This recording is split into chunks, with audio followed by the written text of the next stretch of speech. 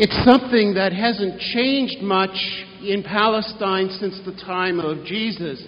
Every day, shepherds bring their flocks together at a water source, dozens, hundreds of sheep, and while the shepherds pass the time of day, the sheep get all intermingled together. You might call it a mess of sheep. And the outsider, I've watched this, the outsider wonders how they're going to get all of this sorted out. But when the time comes, the shepherds call their flocks. It might be with a particular whistle or a clicking of the tongue or certain specific words. And this mess of sheep sort of shakes and separates itself out, and every sheep follows its own shepherd. Not a stranger. You see, if you talk to farmers, they'll tell you that sheep can't be driven like cattle. If you stand behind sheep and yell and crack a whip, what they'll do is they'll run around and they'll line up behind the shepherd. Sheep have to be led. They won't go anywhere the shepherd hasn't gone, and they won't follow a shepherd that they don't know. Now, Jesus, for many people in his own time, was very frustrating. He was really hard to pin down. This was as true for his friends as it was for his enemies. They were people like you and like me, and we like to slot folks into categories. We like to put them in places and hang a label on them. It helps us keep order in a confusing world. And so we have friend and neighbor and colleague and co-worker and client and boss and friend and stranger and doubtful and trustworthy. You know, all of those labels that we use. Well, in Jesus' day, to claim to be the Messiah was a blasphemy. It was a crime against God that would get you killed. And his enemies really wanted to pin that on Jesus, because here he was. He was doing the things the Messiah did. He was talking like the Messiah would talk. He was gathering followers like the Messiah would gather followers, but he wouldn't say the words. And so they come to him and say, how long are you going to keep us in suspense? Well, Jesus knew what the word Messiah would mean in their minds. It had all sorts of baggage, some of which fit, and a lot of it didn't. And so he said to them, I've talked, but you won't listen. I've done the deeds, great works in God's name, but you won't believe. What more do you want? Don't you get it? My sheep, the sheep of my flock, recognize my voice and follow me. Now, if we're honest, doubt and questioning are common parts of the life of faith. We doubt our ability to deal with the challenges we may face. We doubt our strength to overcome old addictions. We doubt that others really know the pain with which we struggle. We wonder if God really is involved in our lives and if God really cares. And so that's a normal part of being faithful people. And if you're feeling that way, it means you belong. Questions about life, about its purpose, about our place in life, that's all part of the journey. There's a common saying that you may have heard. It goes something like, God never gives us more than we can handle. Anybody heard that? Yeah. It's wrong on 3 counts. Number 1, it's not in the Bible.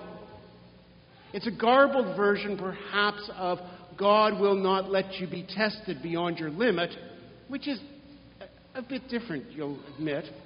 Secondly, every single day, people who identify themselves as believers and those who don't suffer things that break them down and crush them, and they are self-evidently more than anyone can handle. That's number 2.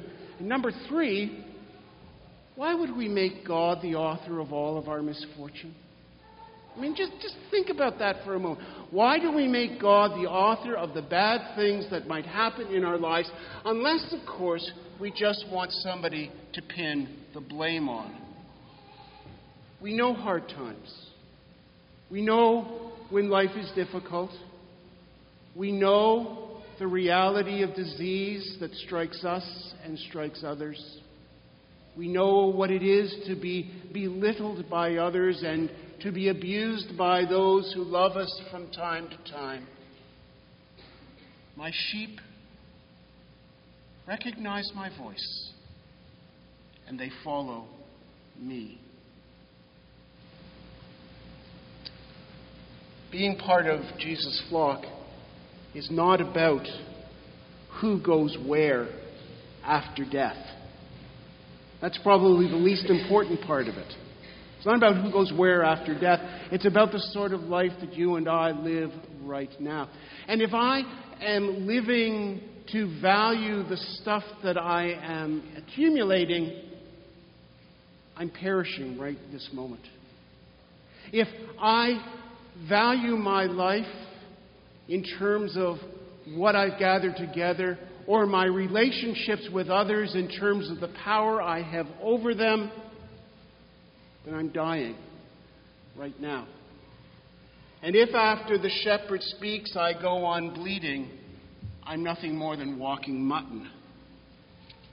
But if I hear the voice and I follow, I love God and love others, then I'm living the joy of eternity right now. If my worth is grounded in the depths of God's love and not my desperately accumulated hoard of stuff, then I am always secure.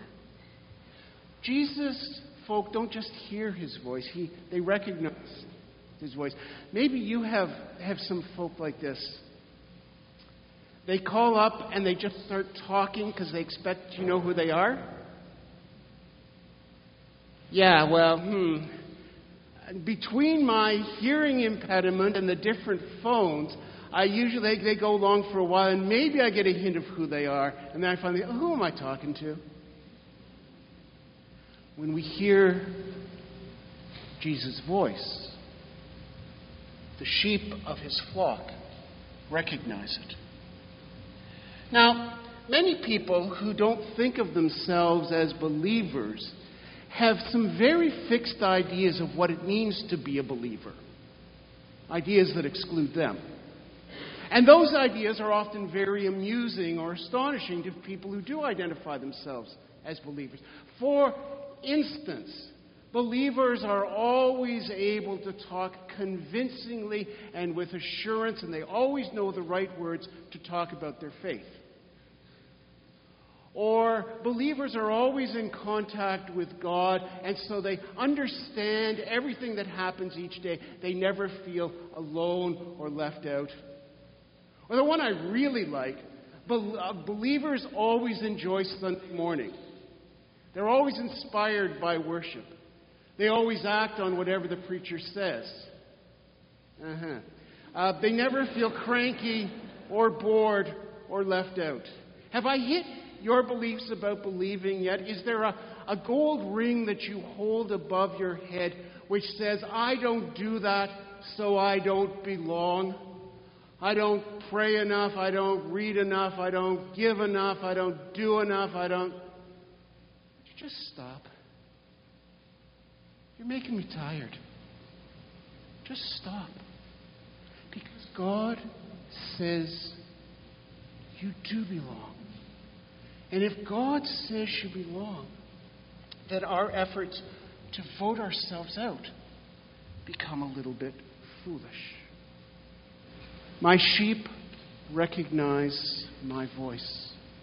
I think for many of us, the challenge is not following once we've heard, but actually hearing. Because we live in a tremendously noisy world. There's all sorts of stuff bombarding us all the time. And even when we get that turned off and we find a place of silence, then the voices in our heads start to talk. our wishes, our dreams, our desires, our guilt, our regret, all of that stuff makes it very hard to hear the voice of Jesus. And so, how do we listen for the shepherd's voice? Well, here are some things that I've learned, but it's a lifetime process, so keep working at it. If anything tells me that other people are worth more to God than other people, I know it's not His voice. If it tells me that I should move out of my comfort zone in the service of others, that's His voice. If it tells me that my worth, my value, my future, my security is found in my stuff, it's not His voice. If it puts down the weak or the defenseless, it's not His voice. If it calls to build myself up at the cost of somebody else's self-worth, it's not His voice. If it says I'm alone or abandoned or what's happening is a punishment from God, it's not His voice. If it says I will never be alone, never be left alone, abandoned, or forsaken, that's His voice. Let's face it, struggling with doubts and questions, that's part of the human journey. So it seems is creating ideas about belief that manage to exclude us. But remember what He said. My sheep hear my voice. It's not about you. I'm sorry to disappoint you. It's not about you. It's about Him. It's not based on what you do. It's based on His character. He says that not because they believe that they hear. It's because they are part of my flock that they believe. And because you're sitting with this woolly group of folk this morning, there's a good chance that you really do belong. And so above all else, believe that you belong. If you don't believe anything else, believe that you belong. Whether you're here because you believe, or you're not sure if you're believing, or you don't even know whether you want to believe, listen for that voice. And together, we listen for His voice. We seek to follow the shepherd. And nothing, absolutely nothing, can take us from His love, now and throughout eternity. Believe it or not, this is where we belong. Let those with ears hear the Spirit's word to the church. Amen.